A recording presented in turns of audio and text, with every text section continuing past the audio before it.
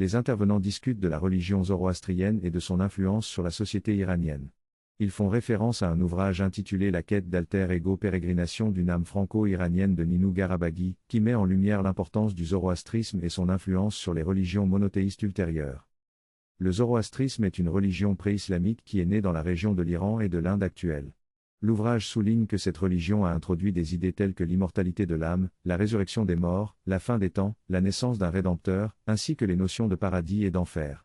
Il met également en avant l'éthique de la non-violence promue par cette religion, basée sur le principe de l'action juste. Malgré les persécutions subies par les zoroastriens et les conversions qui ont eu lieu, notamment après l'arrivée de l'islam en Iran, il reste encore quelques pratiquants du zoroastrisme en Iran, principalement dans la région de Yazd.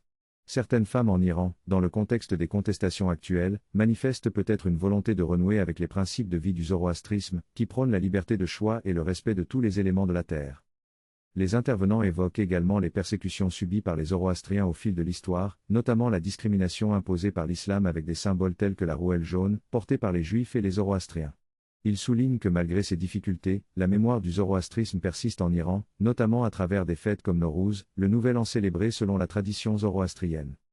Bien que le zoroastrisme ne soit plus largement pratiqué en Iran, son influence historique et culturelle demeure, et certaines idées et principes de cette religion peuvent résonner avec les aspirations contemporaines des Iraniens, notamment en ce qui concerne la liberté de choix et la recherche du bonheur. Le texte aborde différents sujets, notamment la renaissance timide du zoroastrisme en Iran, les conversions religieuses, le concept de djihad et la relation entre le soufisme et l'islam. Il mentionne également l'égalité entre hommes et femmes dans la culture kurde et dans le zoroastrisme. L'auteur souligne l'importance de comprendre le contexte historique de l'Iran, notamment les destructions des textes zoroastriens lors de la conquête d'Alexandre le Grand. Il fait référence à l'empire sassanide et à la préservation des textes zoroastriens par les Kurdes. Le texte fait également référence à un extrait de Jacques Ellul sur le djihad, où il explique que le djihad est d'abord un combat intérieur contre soi-même. L'auteur met en avant l'optimisme et la confiance caractéristiques du zoroastrisme, ainsi que la pratique de la prière de louange plutôt que de demande.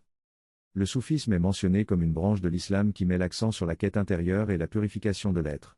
Il est souligné que le soufisme est plus présent en Inde que dans d'autres régions où l'islam est pratiqué. En résumé, le texte explore divers aspects de la religion, de l'histoire et de la culture, en mettant en évidence des éléments spécifiques du zoroastrisme, de l'islam et du soufisme. Le texte aborde plusieurs points concernant la religion et la culture zoroastrienne en comparaison avec d'autres religions, notamment l'islam et le christianisme. Voici une synthèse des principaux points évoqués. Dans le chiisme, branche de l'islam, il y a une plus grande liberté d'interprétation des textes religieux, ce qui permet des discussions et remises en question. Cela contraste avec d'autres branches de l'islam plus rigides dans leur interprétation du Coran. L'auteur soulève la question de l'intérêt croissant pour le zoroastrisme, notamment en Iran et dans les sociétés occidentales, en évoquant le nombre croissant de livres publiés sur le sujet. Il suggère que dans le futur, les gens pourraient s'interroger sur la signification et l'importance de la chrétienté, de la même manière que l'on s'intéresse aujourd'hui au zoroastrisme. L'auteur souligne l'emprise du christianisme sur le monde et estime qu'il est improbable qu'il disparaisse complètement. Il mentionne également que dans d'autres pays, il y a encore des communautés chrétiennes présentes. Il évoque la situation des femmes en Iran et souligne qu'elles ont plus de liberté qu'en Arabie Saoudite, même si elles sont encore soumises à certaines restrictions, notamment en ce qui concerne le port du voile. L'auteur met en avant l'importance de la poésie, de la musique et de la danse dans la culture iranienne, malgré les restrictions actuelles imposées par le régime. Il affirme que ces formes d'expression artistique ont fleuri dans le passé en Iran, et il mentionne l'astronome et poète Omar Khayyam comme exemple. Il aborde la notion de désir dans la philosophie zoroastrienne, soulignant qu'il doit être allié à la sagesse.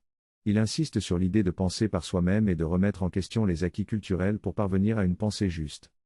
L'auteur évoque également la dimension éthique du zoroastrisme, soulignant l'importance de prendre soin des autres êtres humains et des animaux, ainsi que de préserver les éléments naturels tels que la terre et le feu.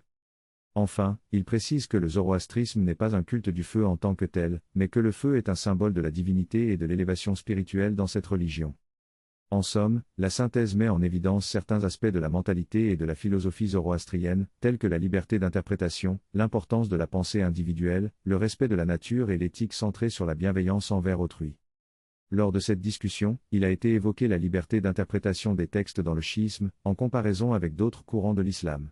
Il a été souligné que cette liberté permet de remettre en question les enseignements et d'engager des débats, y compris sur des sujets tels que le Coran. La question des conversions al zoroastrisme et leur intérêt croissant a été mentionnée, tant en Iran que dans les sociétés occidentales. Cependant, il a été précisé que le christianisme, en raison de son influence mondiale, ne peut pas être comparé à la disparition du zoroastrisme. Bien que le zoroastrisme ait connu une petite renaissance en Iran, cela est dû en grande partie à la revendication de liberté, à la responsabilité individuelle et à la question de l'égalité entre hommes et femmes. Il a été mentionné que la mentalité iranienne se caractérise par un culte de la poésie, de la musique et de la danse, bien que ces formes d'expression soient actuellement interdites en Iran. Cependant, il a été souligné que l'Iran n'est pas similaire à l'Arabie saoudite en termes de liberté des femmes. En Iran, les femmes jouissent d'une plus grande liberté et peuvent participer activement à la société, même si des restrictions existent toujours, notamment en ce qui concerne le port du voile. Le désir a été évoqué comme un élément essentiel dans la philosophie et la poésie iranienne, et il a été noté que le désir doit être allié à la sagesse.